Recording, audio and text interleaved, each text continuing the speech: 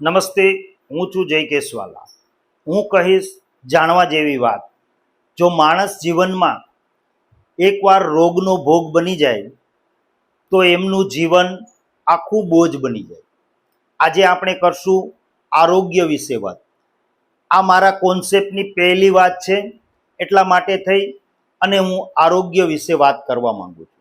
કારણ કે માણસના જીવનમાં સૌ પ્રથમ પહેલાં જરૂર હોય તો એમને આરોગ્યની છે, પોતાની તંદુરસ્તીની છે। કારણ કે જો માણસના જીવનમાં તંદુરસ્તી ના હોય, પોતાનું લાંબુ આયુષ્ય ના હોય, તો એમની પાસે ગમે તેટલી એમણે પ્રાપ્ત કરેલી ગમે તેટલી ધન સંપત્તિ હોય એ બધી જ વ્યર્થ છે। એટલા માટે થઈ અને હું કહીશ જાણવા જેવી વાત। આજના સમયમાં માણસને જો કોઈ મોટામાં મોટી ચિંતા હોય તો એ પોતાના આરોગ્યની છે। કારણ કે અત્યારે નાની નાની ઉંમરમાં ઘણી બધી ગંભીર બીમારીઓ આવી જાય છે। એમના કારણે માણસના સપના ચકનાચૂર થઈ જાય છે। એટલે સૌ પ્રથમ માણસને પોતાના આરોગ્યની ચિંતા હોય। એટલે આપણે આજે વાત કરશું માણસના આરોગ્ય વિશે। જે માણસ 40 વર્ષની ઉંમર પછી તરત જ ગંભીર બીમારીઓનો રોગ બનવા લાગ્યા છે। આજે આપણી અંદર કેટલી બધી એવી બીમારીઓ આવી ગઈ છે કે જે નાની નાની ઉંમરમાં આપણે બીમારીઓના ભોગ બની જઈએ છીએ। કારણ કે માણસે નાનપણમાં એટલે કે 5 વર્ષથી 20 વર્ષની ઉંમરમાં જ્યારે એમને પોષણની જરૂર હોય ત્યારે એણે પૂરતા પ્રમાણમાં પોષણવાળા ખોરાક લીધા ના હોય। એમના કારણે એ 40 વર્ષ પછી જે ઉંમર થાય છે ત્યારે એમને ભોગવવું પડે છે। આજે આપણે એમ કહીએ છીએ કે વ્યસનથી ઘણી બધી બીમારીઓ આવે। વ્યસનથી બીમારીઓ આવે છે 100%ની વાત છે, પણ એના કરતાં પણ વધારે જો તમે નાનપણમાં ઉણપ રાખી હોય, નાનપણમાં તમે ખોરાકમાં ઉણપ રાખી હોય અને પૌષ્ટિક સારા ખોરાક ન લીધા હોય તો એ બીમારી છે એ તમે ભલે કંઈ પણ વ્યસન ના હોય તો પણ એ તમને 40-50 વર્ષે એ બીમારીના તમારે ભોગ બનવું પડે છે। એટલે આવનારા સમયમાં યાદ રાખજો, જે આજના બાળકો છે એ તમે જોવ છો કે સોડાવાળા, સાજીના ફૂલવાળા, કુરકુરિયા, વેફર અને એસેન્સવાળા અને કેમિકલ્સવાળા જે કંઈ ખોરાકો ખાય અને પોતાના પેટ ભરી લે છે, એમને તો ખાસ યાદ રાખવાનું અને એમને ખાસ સાંભળવાનું છે કે તમારે જો આવા ખોરાક ખાવા હોય નાનપણમાં તો તમારે 40 વર્ષ પછી ગંભીર બીમારીઓનો ભોગ બનવા માટે તૈયાર રહેવું પડશે। તો તમે ધ્યાનથી સાંભળજો। તમે જ્યાં આવે ત્યાં ફાસ્ટ ફૂડ આ તે વસ્તુઓ ખાવ છો એ માત્ર શોખ માટે ક્યારેક ખવાય, હું એમ નથી કહેતો કે એને ન ખવાય, ઠંડા પીણા પીવાય, પરંતુ તમારી ભૂખ મિટાવવા માટે થઈ એમનો ઉપયોગ ન કરાય।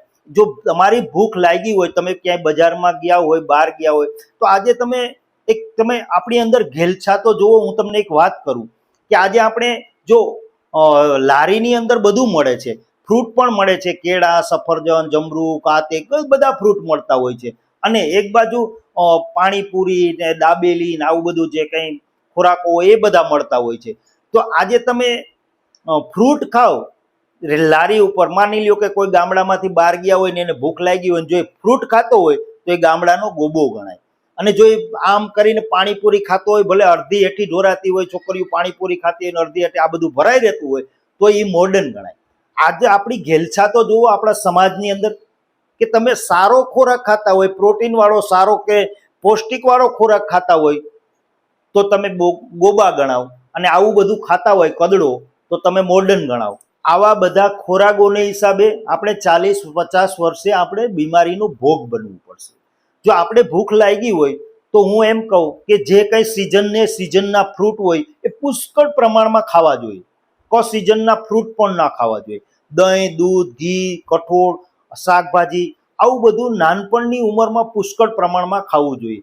5 વર્ષથી 15 વર્ષની ઉંમરમાં માવતરને પણ હું સલાહ આપું છું કે જો આપણા બાળકોનું ભવિષ્ય આપણે સારું જોવું હોય, એમને આપણે તંદુરસ્ત જોવા હોય, એમનું આયુષ્ય આપણે લાંબુ જોવું હોય તો આપણા બાળકોને આપણે નાનપણમાં જ દહીં, દૂધ, ઘી, કઠોળ અને શાકભાજી જેવું સારા એવા પૌષ્ટિક આહારવાળા ખોરાક ખવડાવજો। કારણ કે 15 વર્ષની ઉંમરમાં જે કંઈ તમે ખવડાવશો એ જ એને ગણ કરશે। પછી તમે 50 વર્ષે સફરજન ખાવા બેસો તો એમાં કાંઈ તમને લાંબો ફાયદો ના થાય, કારણ કે પાકા ઘડે છે ને એ કાંઠા ના ચડે, એટલું યાદ રાખજો।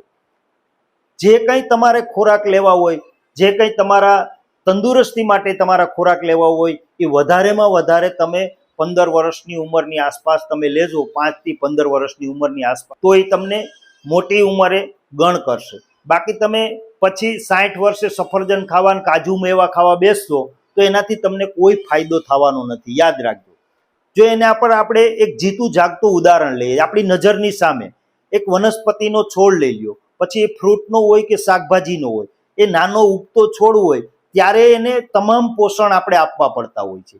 જ્યારે આપણે પાયાનું ખાતર કહેવાય, એમની જે માણસને પણ આ છે 5 થી 15 વર્ષની જે 20 વર્ષની ઉંમર છે એ પાયાનું ખાતર છે. એ પાયાનું ખાતર આપણે નાખવું પડે. એમ છોડમાં જેમ પાયાનું ખાતર નાખવું પડે, અને જો એ પાયાનું ખાતર આપણે નાખ્યું હોય તો જે મોટો થઈ અને સારા ફળ આપી શકે, તંદુરસ્ત રહી શકે અને લાંબા સમય સુધી ફળ આપી શકે અને લાંબુ આયુષ્ય એનું બને.